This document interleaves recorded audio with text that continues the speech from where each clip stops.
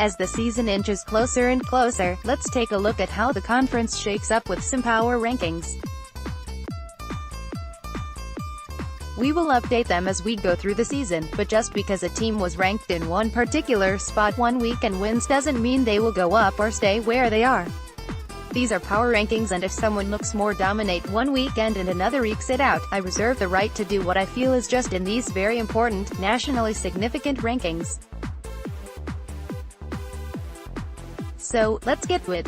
14. Tennessee. Auburn plays Tennessee, March 15th, 17th. Auburn. Last played. Auburn took 2 of 3 from the Vols in Knoxville back in 2017. I will start Tennessee off in the don't expect much spot, but I have a feeling that will be adjusted as we go along. Tennessee will be very competitive on the mound Friday nights, with Garrett Stallings probably getting the nod. Stallings had a solid summer in the Cape and has bumped his fastball up to around 93, up from the high 80s last season. Another young gun to watch is Garrett Crochet. He can also go low 90s on his fastball and has a devastating 77 mph curve to buckle the knees.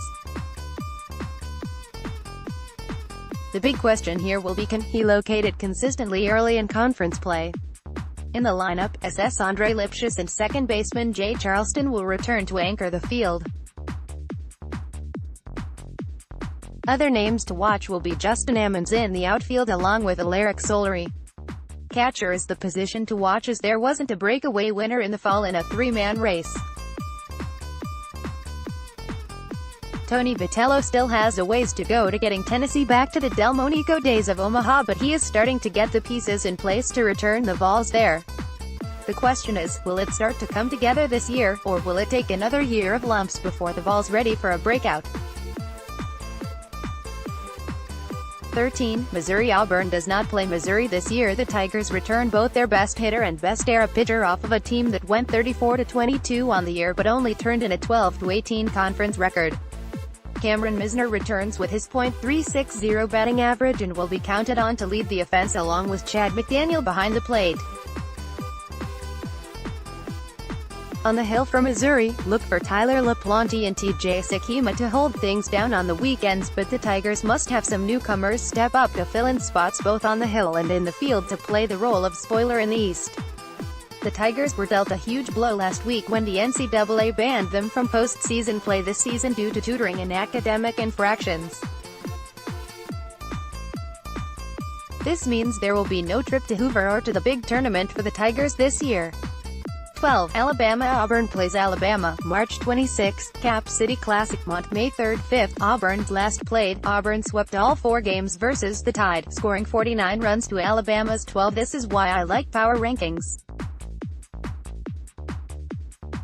Alabama will be vastly improved from last year's team. However, I am not sure if they surpass, or even match, their 8 conference wins from last season. Let's put it this way, there were 10 teams that made the NCAA tournament from the SEC last season. Alabama drew all 10. The Tide welcomes in 17 newcomers on the positive side for the program, but again, they are untested. In the Friday night position though, Alabama will trot out Sam Finnerty, who has more than 150 career innings to his name and will play the role of anchor on the staff left open by Jake Walters. Other names to watch on the weekend would be Brock Love and junior college transfer Will Freeman. At the plate is where the talent will have to show up for the Tide. Alabama returns only 3 starters from last year's squad in catcher Sam Prater, CF Joe Burrow and DH Gene Wood. Everything else is up for grabs, but there is plenty of talent to fill the spots. Can they do it, and will it result in wins? That's the question Bohannon and his team will have to answer. 11. Kentucky. Auburn does not play Kentucky this year. The Wildcats will debut a shiny new park and some of the best facilities in the country as they try and wash out the bad taste in their mouth that was left there by Auburn ending their season in Hoover. This season, the Batcats have to replace 13 MLB draft picks, including 7 of their top hitters and 2 weekend starters from last season, among others. On the bump, the Cats will hang their hopes and prayers on Zach Thompson on Friday nights. Another weekend name to watch is Dylan Marsh. The freshman arrives to Lexington with 4 pitches that he can place all over the zone. Curtis Marsh may be the Sunday starter to try and take series in the conference for Kentucky. Look for Mason Hazelwood, Carson Coleman or Jimmy Ramsey to fill that last weekend spot for the Cats. At the dish, the Cats will circle around TJ Collett, who is returning for injury. Kentucky needs heroes to step up for them if they hope to return to the tournament and break through to Omaha, but I think that is a year away or so. 10. Mississippi State Auburn plays Mississippi State, March 22–24th, Starkville. Last time they met, Auburn took the regular season series 2–1, while Mississippi State turned it on late last season and made it to the semifinals of the College World Series. New skipper Chris Lemonis, formerly of Indiana, will need to have some guys step up if they want to return trip to eastern Nebraska this summer. The Bulldogs got a boost when Jake Mangum decided to return to Starkville in the heart and soul of last year's team. Elijah McNamee has had an outstanding fall and looks for that to continue. The pitching staff, while plenty of potential, is what will make or break the Bulldogs this season. Most eyes will be on JT Ginn, who was a first-round pick of the Dodgers but Ginn wanted to go to college. Ginn has a mid-90s fastball with a nasty slider to finish off at-bats. It will be interesting to see where he is in the state rotation. Ethan Small will more than likely get a weekend spot along with Keegan James. State will be a work in progress as Lemonis and his team learn each other in the new dude. If Lemonis' track record is any indication, he will get it done. 9. South Carolina Auburn plays South Carolina, March 29–31st, Columbia. Last time they met, Auburn took the series versus. On April 17, they stood 20–17, 6–9 in the SEC. Fast forward to June and they had made it to the Super Regionals before being put out. This year's edition of the Gamecocks will be younger with a solid core group of senior leaders but talent everywhere on the field. TJ Hopkins, Jacob Olson, Sawyer Bridges and Noah Campbell will be the veteran leadership that will be mentoring the likes of Andrew Aister and Brady Allen along with a host of other JC transfers and freshmen. On the mound for Carolina, there is only one surefire starter in the person of Carmen M. Ledzinski, who has gotten his fastball up to the mid-90s in the offseason. The bullpen will be the strength to this staff. If they can get a lead to the 5th or 6th, watch out. 8. Texas A. This team has the pedigree. 2017 CWS appearance. 2018 then got to Saturday in Hoover to clinch a spot in the NCAA tournament. They return Braden Shoemake, who will be a first 5-round MLB draft pick unless something insane happens this season. They also bring back John Doxakis, who will be your Friday night guy followed by Asa Lacy on Saturdays. The question mark will be Sundays for the Aggies. Rob Childress has an option of about 5 guys that could fill a spot that probably won't be set till midway through the season, but don't feel bad for it. The main thing to watch is if the newcomers, both transfers and freshmen, can gel with the leadership of Shoemake to have a consistent season to get that national seed that will be hard to come by this year, especially in a loaded SEC, to break thought and do damage in Omaha, or is this a team that will need to battle through Hoover again to get a spot in the postseason?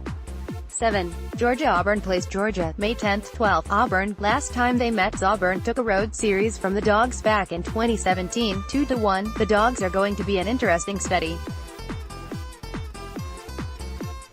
Most of their lineup returns, including SS Cam Shepard, third base Aaron Shunk along with infielder L.J. Talley, but the Bulldogs lost Michael Curry, Keegan McGovern, both to the draft, and Adam Sasser, dismissed in the offseason.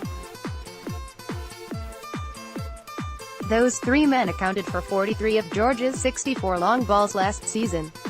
Power must be replaced, but there are plenty of veteran bats to make that happen. On the bump, this will be the deepest staff Scott Strickland has had in Athens. Look for Emerson Hancock to get the Friday night followed by a mix of Tony Lozzi and Ryan Webb, but hold on to the name of Cole Wilcox. true freshman will pitch this year, and by the time Georgia makes it over to Auburn in May, he may very well in the rotation. Georgia finished a strong showing last season on a disappointing note, dropping their home regional to Duke. They look to cement themselves as back with a strong showing this year. 6. Auburn. Click here for the in-depth preview of the Tigers. 5. Arkansas. Auburn plays Arkansas, April 4-6. Auburn. Last time they met, the Hogs swept Auburn last season. Say hello to the scariest defense, if not nationally, definitely in the SEC. Piggies will trot out Dominic Fletcher, Heston Kjerstad and National Freshman of the Year Casey Martin on a daily basis. That's enough to strike fear in every pitching staff in the conference. The pitching staff is where the question marks will come for the Hogs, though, as Van Horn must replace Blaine Knight and Casey Murphy in the weekend rotation. Arkansas caught a break thought when Isaiah Campbell didn't like his draft spot and will return to the team. Also, look for Cole Ramage, who has experience on the weekends, to take up another spot in the rotation along with a returning from injury Kevin Kopps, who was injured last season. Arkansas will be a tough team to handle as they look to bounce back from dropping the College World Series in the most dagger way possible. 4. Vanderbilt. Auburn plays Vanderbilt, April 25-27. Nashville. Last time they met, Auburn dominated Vandy in a sweep last May. I mean, really and truly, I don't know if it's possible to rank a Tim Corbin team lower than 4 in the conference. I feel bad having them at 4, but when you see the teams above them, you just shrug and say, "Hey, you guys are fine." Preview will be quick because you already know what it's going to say. The Doors have fantastic senior leadership, including Julian Infante, off of a team that had the second worst way to end the 2018 season. We know who was first, an extra innings home loss to Mississippi State. Those seniors have been through the wars and know how to help mold the newcomers, and it doesn't hurt that Corbin is there to help guide as well. On the mound, Drake Fellows will be the Friday night guy and Mason Hickman should be up for a spot as well. The name to listen out for is freshman Kumar Rocker, who is the highest-rated prospect to come to a college campus from this recruiting cycle. If Vandy needs an out in a high-pressure situation, don't be shocked to see this young man. Okay, now we are into the high cotton of the conference. Don't misunderstand, from South Carolina all the way to one could end up in Omaha. However, these 3 are, at the very least, super regional picks if not midweek Omaha picks right now.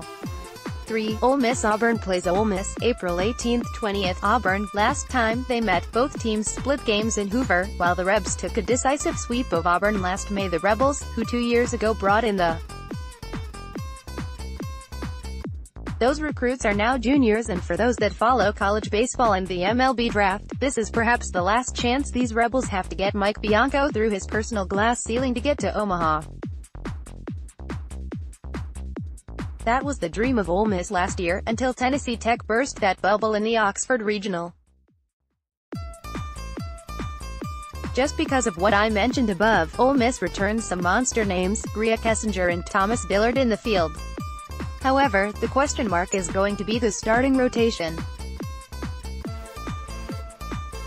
Don't misunderstand, there is plenty of talent to fill that question, but it is the foggy part of things in Oxford. Look for Will Etheridge to grab the Friday night spot, followed by either Houston Roth or Jordan Fowler, who both have starting experience.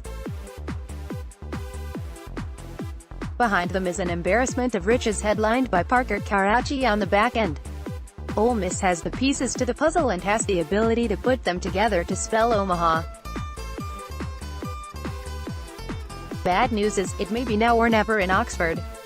2. LSU. Auburn plays LSU, May 16-18. Baton Rouge. Last time they met, Auburn took 2 of 3 from LSU to close out the regular season. LSU enters the season with their starting rotation already set. Zach Hess is the headliner after a solid summer in both the Cape Cod League and with USA Baseball. Eric Walker will take Saturdays after returning from injury, while Sundays will be manned by Landon Marceau, a true freshman who had a spectacular fall and wrestled a spot away from all other candidates. To close out game, Todd Peterson returns as the closer. The lineup is just as talented, with Antoine Duplantis and Zach Watson returning in the outfield, as well as having a healthy Daniel Cabrera and Josh Smith at the dish. Folks, this team is scary, and if they can stay healthy, watch out. 1. Florida. Auburn does not play Florida this year. We will start off with the Gators in the 1 slot, and who could blame me? You're talking about a team that returns Tommy Mason, Jack Leftwich, and will sprinkle in 4 freshman arms in Nick Pogue, David Luthge, Christian Scott, and Ben Specht, who all can get up to 92 mph or better.